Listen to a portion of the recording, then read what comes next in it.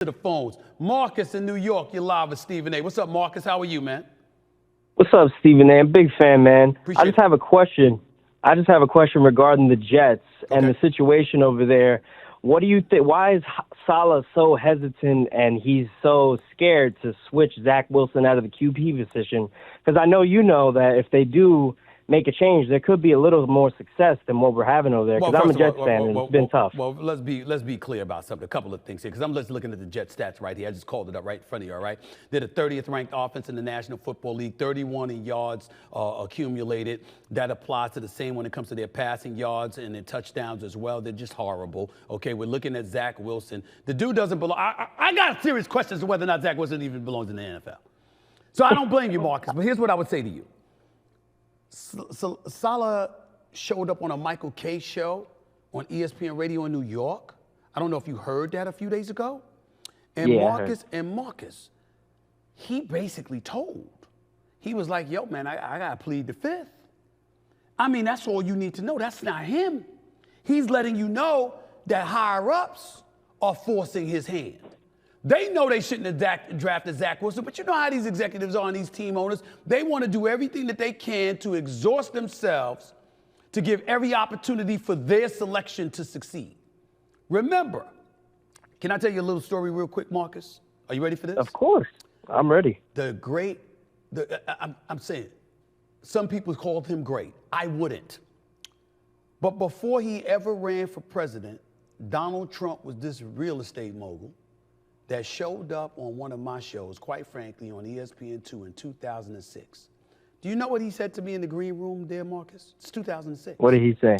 He said, when you go to a bank and you borrow $3 million and you can't pay it back, you got a problem. But when you go to a bank and you borrow $300 million and you can't pay it back, we've got a problem. The moral of the story is, the more someone invests in you, the more they must ensure your success. And that's what the Jets did. They invested a number 2 overall pick into Zach Wilson, and management and ownership is forcing Coach Saleh to do everything he can to ensure the success of Zach Wilson. But he don't have it. So guess what? The Bears beating Carolina the other day, having its number 1 pick, are at their disposal.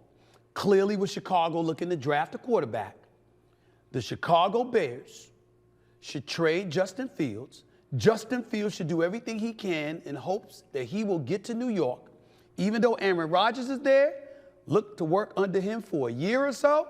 He'll retire, then you Justin Fields, and you can turn around with your 6-25 record as a starting quarterback self, and you can learn from a great like Aaron Rodgers, and then ultimately take over the helm once Aaron Rodgers steps away, because guess what? The Jets don't mind that plan. Anything is better than Zach Wilson. Did that answer your question, Marcus? That would be the greatest thing to happen for New York sports, and you know it, Stephen A. I know you're a big New Yorker. I appreciate it, man. Thank you so much. Nathan in South Dakota, you're live with Stephen A. What's up, Nathan? What's up, Stephen A? I got one question for you. Yes, sir. What are you going to do when Dak Prescott leads the Cowboys to a Super Bowl this year? Oh, there you go. You're a Cowboy fan, ain't you? You're a Cowboy fan, ain't you? Yes, sir. Let me ask you this question. How the hell are you a Cowboy fan living in South Dakota? Is it because y'all don't have an NFL team? That's what it is? It's about the star on the helmet? It's about the fact that they sit up there and they there for you every Thanksgiving? Is that what it is? That's part of it. Oh, well, at least you admit it. You're not as pathetic as most Cowboy fans are. Congratulations. You know y'all going to fall, though, right? You know it's inevitable. No. You ain't been in an AFC championship game since 1995, bro. What makes you think that's going to happen? A lot of talk about Dak Prescott not being a quarterback to win big games, and we're going to prove it this year. I got you. We got screwed against the Eagles last week. All you doing is say, how old are you? How old are you, man? How old are you, Nathan? 22. Oh, you're a young pup. Wet behind the ears, breath smelling like Similac. You don't know no better. I understand. That makes perfect sense. Nathan, man, call me back another day when you get some damn senses in your head. Appreciate the call, man. Thank you so much. Sharnetti in Florida, you're live with Stephen A. What's up? How are you?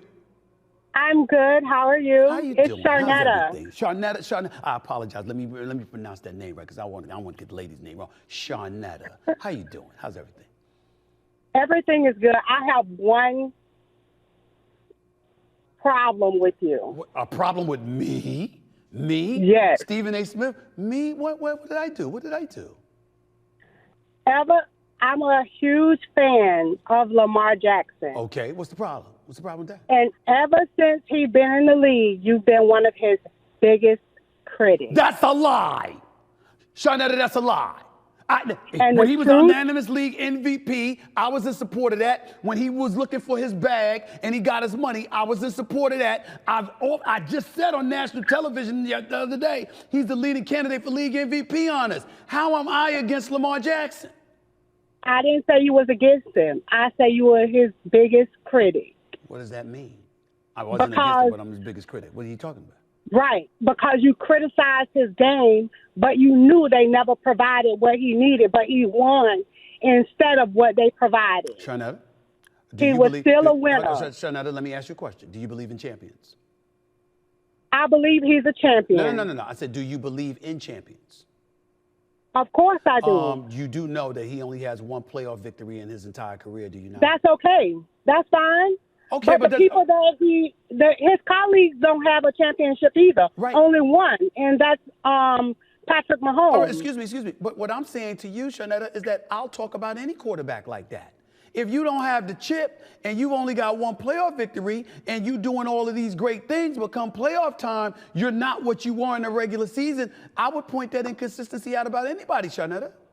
Right, but the first 2 years, he was still a rookie. He was thrown in because of somebody else was First of all, hurt. you're only a rookie 1 year. That's number one. You don't get to give him 2 years as a rookie. He He's was only a rookie still- 1 year. Secondly, he won league Okay, that's MVP. fine. Thirdly, he won league MVP. And if you're good enough to win Right. league MVP, Sharnetta, why can't I hold you accountable if you show up in the playoffs and you wet the bed?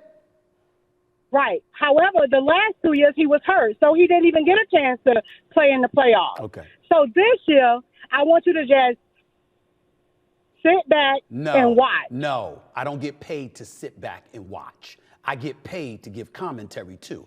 I'm not asking you not to do your job.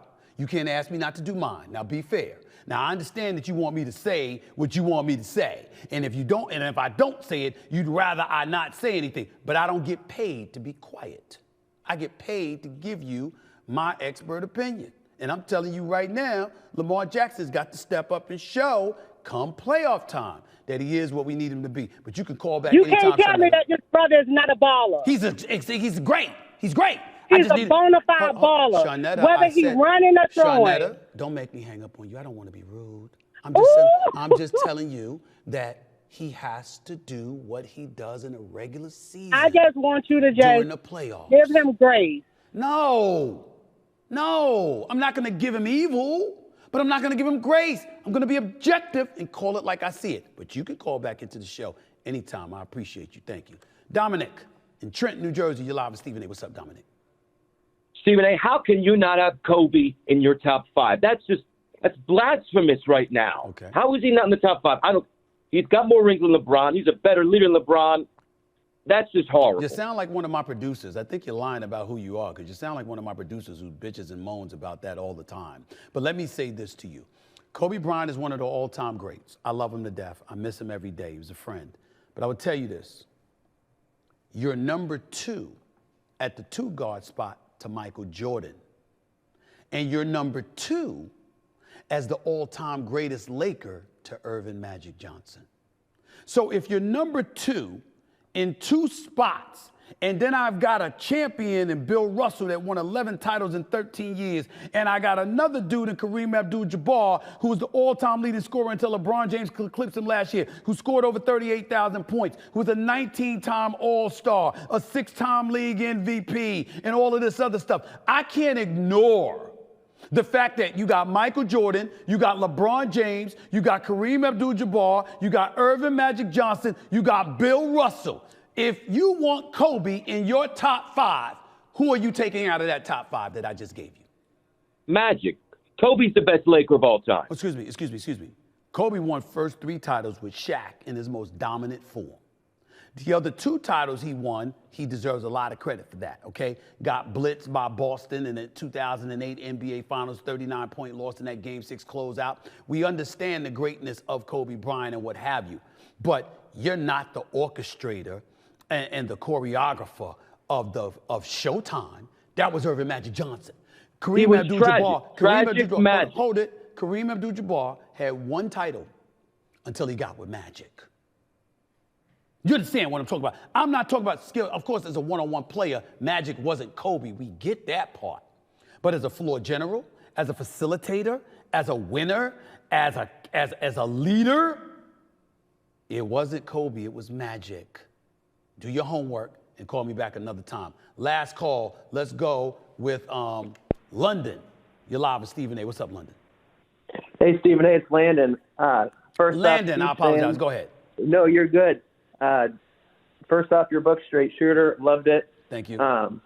But my question is, I am a Cowboys fan, but I want to say that I am one with common sense.